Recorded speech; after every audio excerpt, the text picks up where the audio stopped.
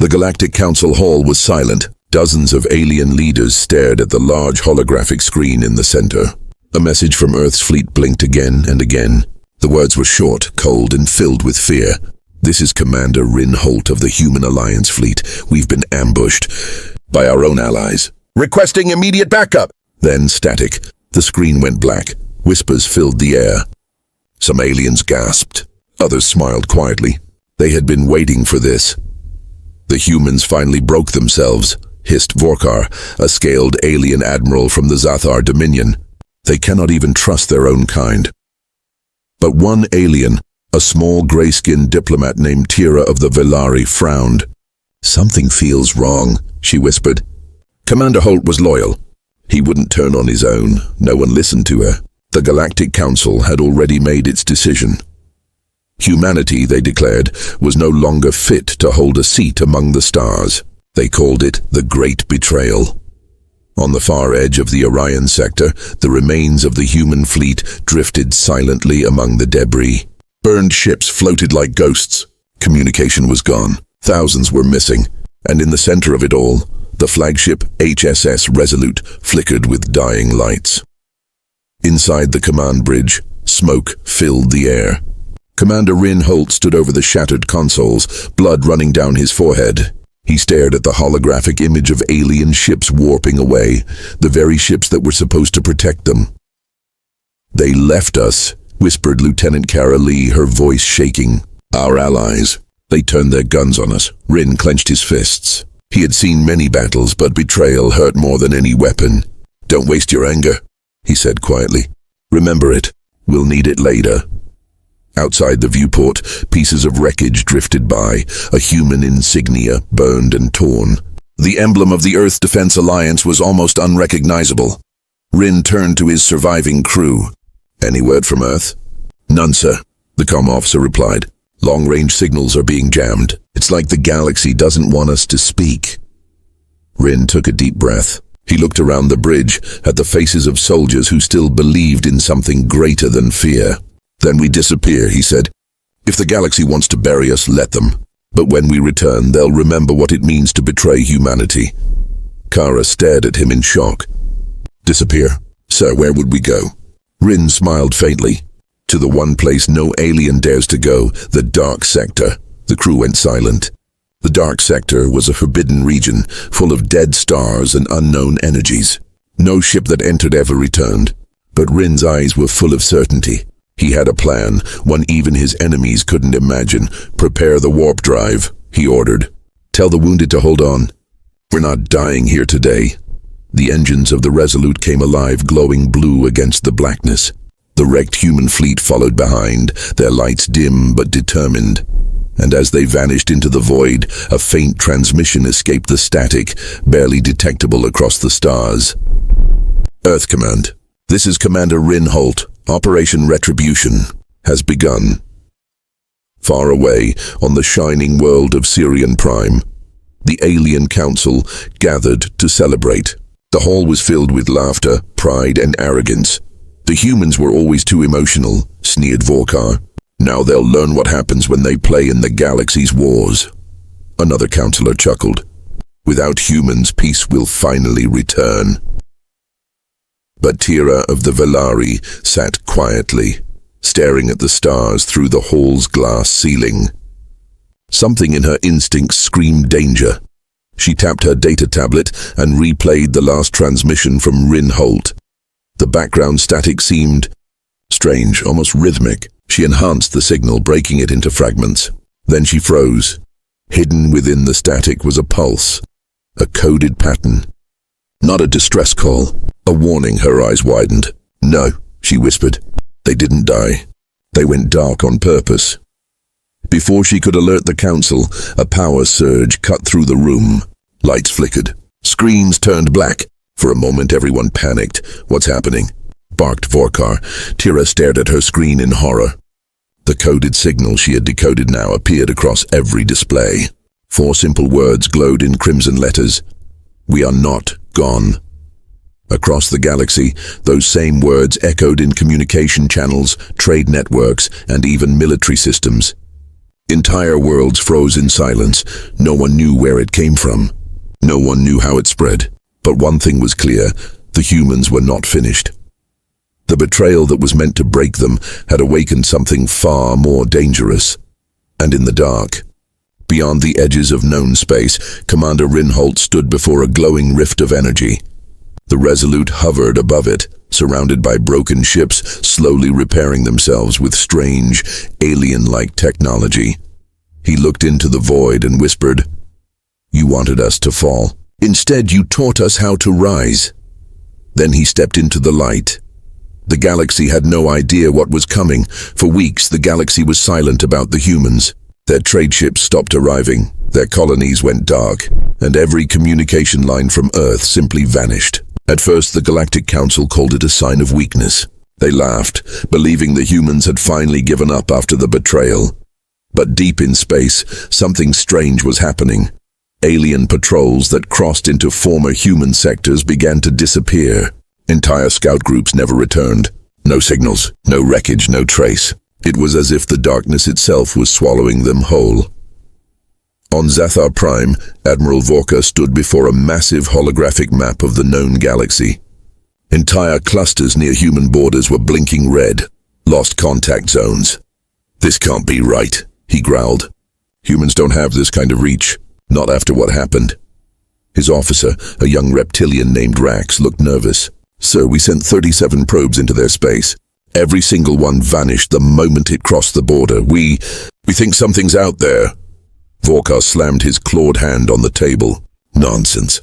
It's a trick to scare us. Humans are too primitive to hide this well." But even as he said it, the lights flickered across the command bridge. For a moment, the stars outside the window dimmed, like something huge was blocking them. Then it was gone. Vorka froze, staring at the now empty view. A chill ran down his spine. Thousands of light years away, deep in the dark sector, the human fleet floated in silence. Dozens of broken ships were being rebuilt, their metal glowing with strange blue energy. Machines hummed quietly, fusing alien and human technology together. Commander Rinholt stood on the deck of the HSS Resolute, watching the process. His uniform was scorched, his face marked by war, but his eyes were steady and cold. "Status report," he said. Lieutenant Kara Lee walked up beside him. "The forge systems are stable, sir. The hybrid reactors are working. We can power all ships soon." Rin nodded slowly. "Good, then phase 1 is complete." He turned to the large transparent screen showing the massive structure before them. The Oblivion Forge. A creation of unknown origin, it was the size of a small moon. It floated silently in the void, its surface covered in strange ancient runes that pulsed with blue light. The forge was not built by humans, but they had claimed it now. Rin placed his hand on the glass. "They thought they could erase us," he said quietly.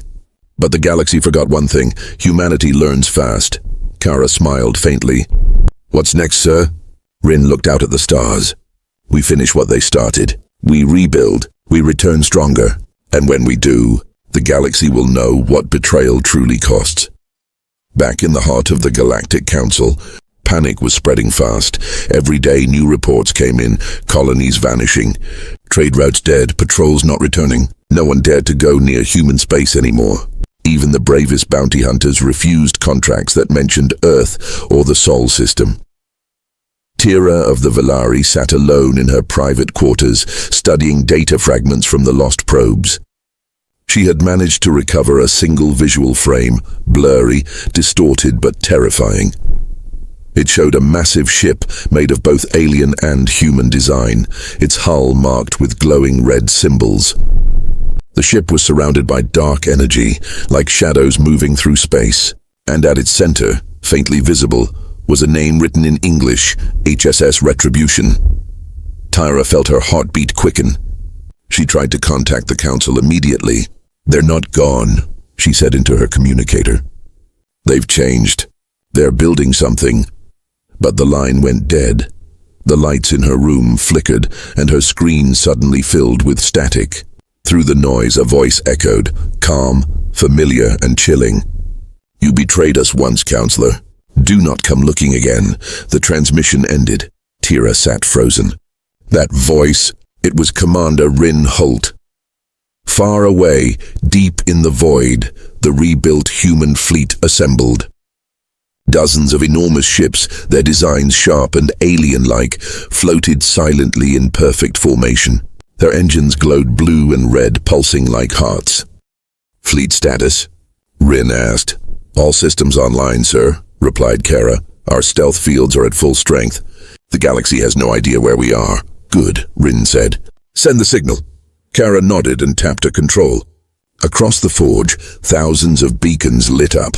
A low hum filled the air as the human fleet began charging their engines. On one of the viewing platforms, engineers and soldiers stared in awe. Ships that had once been broken now stood stronger than ever, faster, deadlier, and equipped with unknown technology salvaged from the forge.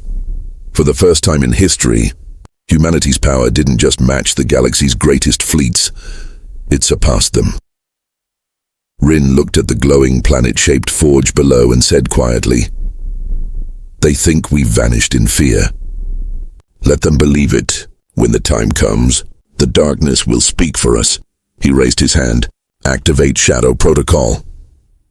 The lights across every ship dimmed until they became nearly invisible, blending into the darkness. The human fleet was gone, not destroyed, not defeated, but waiting, watching, and far away. On the Galactic Council world, alien leaders looked into the night sky. Some swore they saw the stars blink, like eyes opening. No one knew it yet, but the silence of humanity was not peace. It was the calm before the storm. The galaxy had never felt so quiet.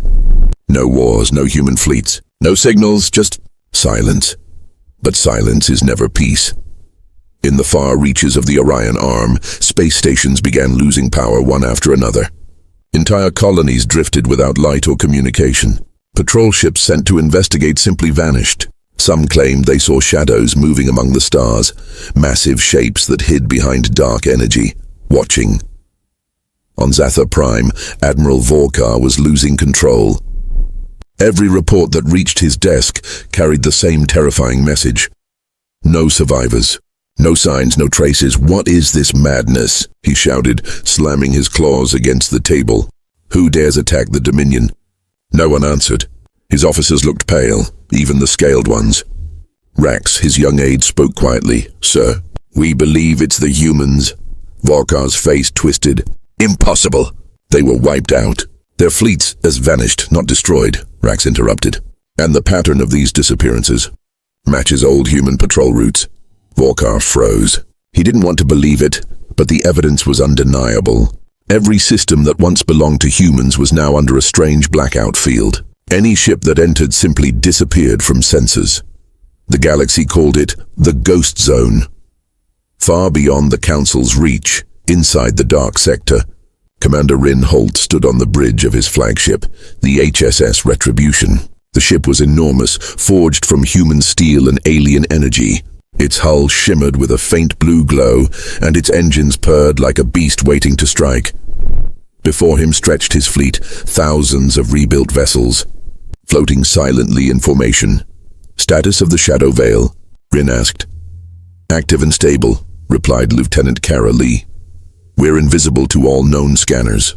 "The galaxy still thinks we're gone," Rin nodded. "Good. Then it's time they start feeling our presence, without seeing us." He stepped forward and looked out into the dark void. "Send phantom drones to every former human colony. No attacks, just observation."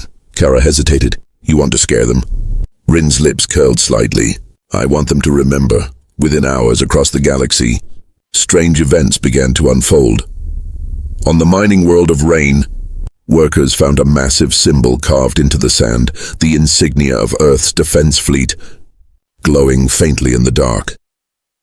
On the alien trade station of Velkar, the power grid failed for exactly 7 minutes. When it returned, every screen displayed one sentence in English. "You forgot us." And on the capital world of the Galactic Council, where the betrayal began, an old beacon suddenly activated, one that hadn't transmitted in decades. The message was short and cold. We remember everything. The entire galaxy panicked. News networks went wild. Theories spread faster than light. That humans had become ghosts. That they had built machines of living metal. That they had merged with the void itself. But the truth was far more terrifying. Humanity was alive. Watching. Preparing. Tira of the Velari, the only council member who had ever doubted the official version of the betrayal, worked secretly in her private lab. She studied every strange event, every fragment of code, every echo of the ghost signals. After days of sleepless research, she found something. A repeating data pulse hidden in the transmissions. It wasn't random. It was music, a human melody, a song from Earth. She played it softly and the haunting tune filled the room. As the music echoed, her computer decoded a hidden message within it. Words began forming on her screen. We trusted you once. Never again. Tira's hands trembled. Rinholt, she whispered. He's still alive. She rushed to warn the council. But when she arrived, the hall was chaos. Dozens of alien delegates were shouting, terrified. Reports poured in from all sectors. Outposts gone dark, fleets missing, colonies seeing mysterious lights in the sky. Then, all at once, every holoscreen in the chamber flickered and went black. A voice spoke, calm, cold, human. This is Commander Rinholt of the Human Alliance. Every alien froze. You called us betrayers. You called us monsters. You forgot that we built this peace you now hide behind. You forgot who we were. The voice grew quieter but sharper. You thought you could erase humanity from history, but you cannot erase what watches from the dark. The screens lit up again, showing hundreds of glowing eyes emerging from the void. The human fleet hidden in the darkness, powered by the ancient forge. Then the transmission ended. The silence that followed was worse than the message itself. Vorkar, now pale and sweating, turned to the council. We must prepare for war, he said shakily.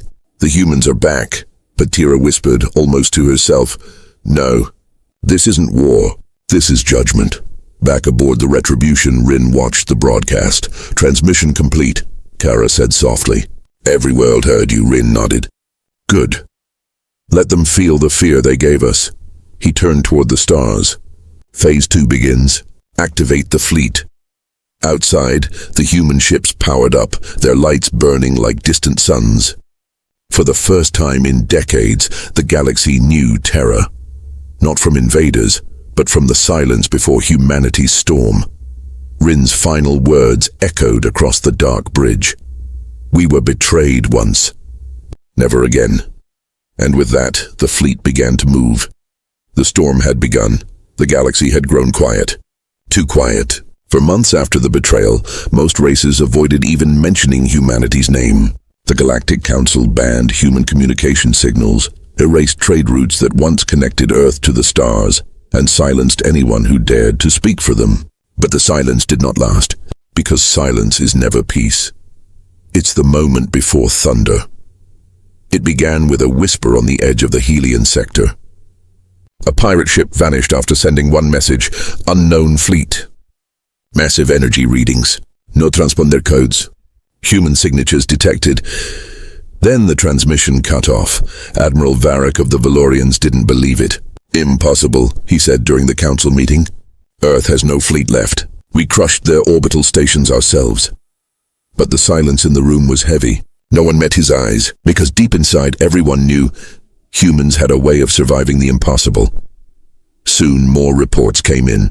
Patrol ships disappearing, colonies suddenly powered down before going dark. Satellites catching only glimpses, black hulls, no markings, moving faster than any known design. The council ordered full defense readiness, but it was already too late. Then one night, across every major world, the same message echoed through all frequencies, clear, calm, and unmistakably human. To the Council of the Galaxy, that we are coming. You betrayed us. You will answer. Every species froze. Those who had joined in the betrayal years ago felt their hearts sink. Those who had begged the council to stop now felt a strange hope. Maybe justice had finally come. Hours later, the human fleet arrived. It was unlike anything the galaxy had ever seen. The sky above the capital planet, Corvath Prime, turned black as hundreds of ships appeared. No light, no color, just silent shadows. Each ship radiated energy so intense that sensors couldn't measure it. The flagship, Erebus I, dwarfed even the Council's greatest dreadnoughts. Its hull shimmered with what looked like a sea of stars, a living metal that bent light and space around it. Admiral Varak stood on his bridge, trembling. That can't be human technology. They didn't have the resources for this. But the truth was right in front of him. Humans had disappeared for 5 long years. And in those years, they had built something beyond understanding. A broadcast opened on every screen. The face of an older man appeared, weathered, tired, but with eyes that burned with cold fury. It was General Marcus Hale, the same man who had commanded the defense of Earth during the betrayal. Everyone thought he was dead. He spoke softly, every word cutting like a blade. When the galaxy turned its back on us, we were left to die. Billions of our people gone, cities turned to dust. But humans don't die quietly. We build, we learn, we rise again. You took everything from us, and now we take back the stars. Then, without warning, the human fleet moved. The first strike wasn't a weapon, it was light. A massive pulse spread through the system, disabling every defense satellite, every weapon grid, every AI-controlled ship. The entire fleet of the Council, hundreds of warships, went dark in seconds. The second strike came a moment later. The human dreadnoughts fired beams of compressed gravity that shattered entire cruisers in a single blast. The sound of explosions echoed across the planet as the Council's ships fell like burning stars. Inside the Council chamber, chaos erupted. Leaders screamed, calling for surrender, while others demanded retaliation. But there was nothing left to fight with.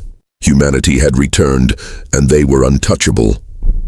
Then, a smaller human vessel broke formation and descended toward the surface. It landed right outside the Council hall. A single figure stepped out, wearing a black combat suit with a silver Earth insignia on the chest. It was Captain Lyra Kane, one of the last survivors of the betrayed human colonies. She walked through the halls, past guards who dropped their weapons the moment they saw her. Her eyes were cold, her steps silent. When she reached the Council floor, every alien leader stared in fear. She spoke in a voice that echoed through the vast chamber. You betrayed us. You left us to burn. Now humanity stands stronger than ever. But we did not come for revenge. We came for truth. The Council leaders didn't understand. Truth, not vengeance. Lyra raised a small holographic device and placed it on the table. A blue image flickered to life, recordings of secret transmissions from the betrayal years ago. Messages proving that not all species had agreed to destroy Earth, that some had tried to stop it, and others had planned it from the start. The galaxy must see, she said. Every lie, every secret. Humanity will not destroy the innocent, but those who betrayed us will face judgment. And as the hologram played across every world, showing the truth of the betrayal, one thing became clear. Humanity's return wasn't just about power. It was about justice, but deep inside the shadows of the galaxy, some species still whispered of something darker, a new weapon hidden deep within the human fleet, something even Earth feared to use, and soon, the galaxy would find out what it was. The galaxy trembled. Every world, from the shining cities of the Valorians to the icy moons of the Zarn, watched in silence as the truth spread. The betrayal of humanity was no longer a secret. Every hidden message, every dark deal, every cowardly decision was now exposed to billions of beings across the stars. In the great council hall of Corvath Prime, the once proud leaders sat in fear. Their voices were gone. The air was heavy, filled with guilt and shame. And standing before them were the humans, survivors, soldiers, and scientists who had once been abandoned by the very same council. At the center stood General Marcus Hale, his silver uniform marked with scars from a dozen wars. His eyes looked tired but strong, like a storm waiting to break. Beside him stood Captain Lyra Kane, her expression unreadable, her hand resting on the device that had revealed everything. Hale's voice broke the silence. You watched us burn. You told your people that humanity was dangerous, that we deserved to die. And now you see the truth. We were never your monsters. You made us into them. No one dared to speak. Not even Admiral Varric, who had once led the charge to destroy Earth's defenses. Then a small figure rose from the back. An alien elder from the peaceful Virel species. Her trembling voice echoed in the hall. "General Hale, will you destroy us now?" Hale didn't answer immediately. He looked at Lyra, who met his gaze and gave a slight nod, not of agreement but of understanding. He turned to the crowd. "We could," he said quietly. "Our weapons could erase your fleets, your cities, your worlds. We could make the stars go dark. But we won't." Gasp filled the room.